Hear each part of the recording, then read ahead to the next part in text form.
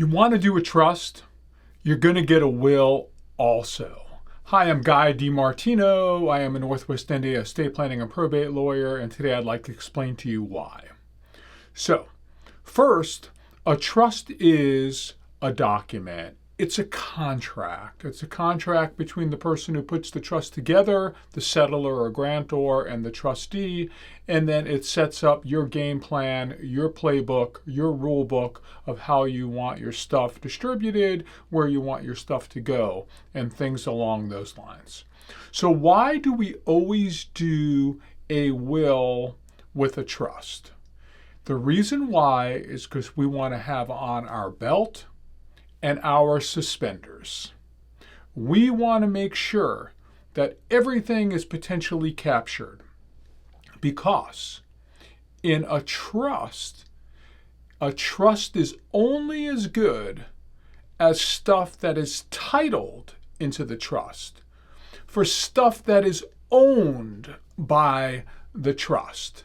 So, if you forget to title something into the trust, and whatever that is, it's something that you owned at your death individually, if you don't have a will telling the court to put it in the trust, then that thing, that asset, that property may have to go by intestate succession, which does not comport with what you wanted and the way you wanted your stuff to get broken up after your death.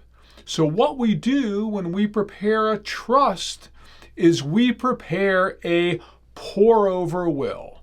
And the language of the pour-over will says if there's something that's an asset that requires probate, we want it to be titled into the trust, so then the terms of the trust and your rule book will determine how your stuff gets split up and what happens to your assets. If you have any questions about a trust, a will, probate, you can always reach out to me.